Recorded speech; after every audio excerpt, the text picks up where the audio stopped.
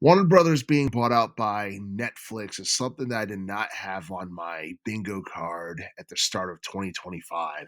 Um, the news is something that people have been talking about within the past 24 hours because it was announced that Netflix would be acquiring Warner Brothers Discovery for $82.7 billion. And it's something that doesn't it does surprise me because on one hand, I was under the impression that Paramount was going to buy it out because Paramount was the front runner, and there were reports that Netflix was not interested in buying out Warner Brothers. And and honestly, you look at Warner Brothers Discovery. The company was in over $33 billion in debt, mainly due to the gaming division and the games that came out the past couple of years being really bad.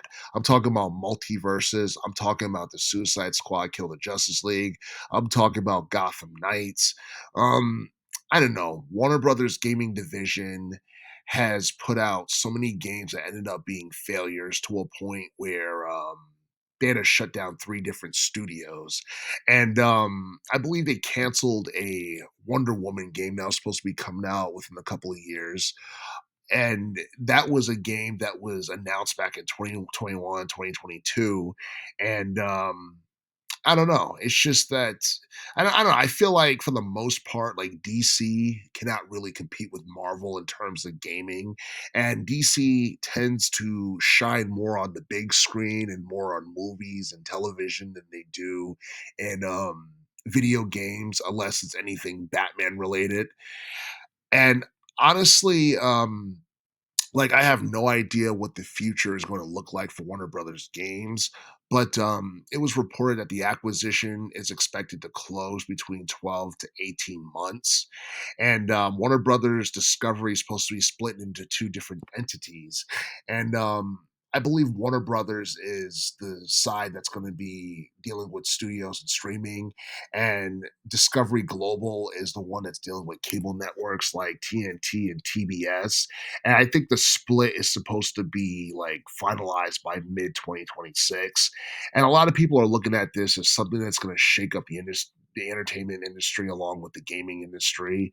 And honestly, that is going to be the case. But it's a damn shame because I read a report a couple of months back that Injustice 3 was in development, and it's something that's probably going to end up being scrapped because you look at Injustice 1 and Injustice 2, even though both of them are iconic, they weren't massive like commercial successes. They didn't bring in like a ton of revenue like Hogwarts Legacy or anything like that.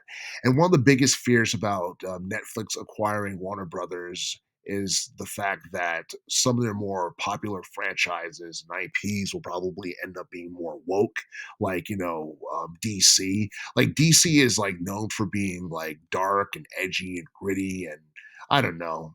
Um, it going woke is something that can definitely hurt. At this point, I feel like Batman's aura and image is just it's been heavily damaged, especially after the Suicide Squad game from 2024. Um, but yeah, I don't know. I just feel like the Warner Brothers gaming division is something that is going to end up being, you know, it's going to end up being cut. It's going to end up being shut down because it's the reason why Warner Brothers Discovery is in debt, and I don't know, they just can't put out games like they used to. Like the last really good game that we got from Warner Brothers was Batman Arkham Knight, and that was like a decade ago. So so yeah, I have no idea what the future holds for Warner Brothers. Obviously, we're gonna get more movies and films and originals on Netflix from like Harry Potter, from like DC. Um, oh yeah, you know what? Mortal Kombat is something that Warner Brothers owns as well. So does that mean Mortal Kombat's going to end up being more woke in the future as well? And I feel like Mortal Kombat One, which came out in 2023, that game didn't sell nearly as much as it should have, and because of that, um, there might have been money lost, in that whole thing because obviously, like, I honestly feel like that game was supposed to sell more than it did. It didn't sell nearly as much as Mortal Kombat 11, and a lot of people thought Mortal Kombat 11 was overrated. So I'm starting to think whether or not this acquisition by Netflix is something that's going to affect the overall quality of some of Warner Brothers' most profitable IPs. And I mean, is this the end of Warner Brothers in relation to like gaming in general? Because I don't know, a lot of people really didn't want to see it happen, but unfortunately, it's becoming a reality. Um, yeah, I mean, yeah, this is something that a lot of people really, really did not, expect. I mean, I honestly thought Warner Brothers Discovery was going to go bankrupt at the start of the year, but I don't know. I guess this is a better fate than going bankrupt. And the thing is, a lot of people have polarizing opinions about Netflix. Some people think it's too woke. Some people like the content for what it is.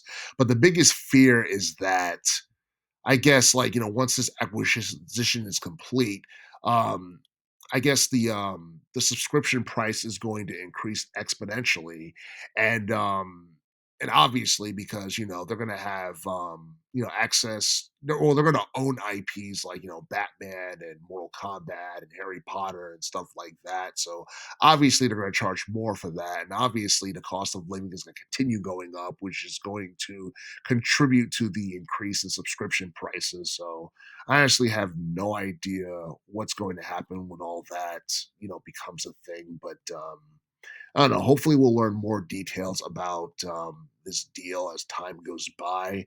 And yeah, I mean, I'm honestly surprised by this whole thing. I was almost certain that Paramount was going to end up being the one that bought out Warner Brothers, but that's not the case, and instead we have Netflix.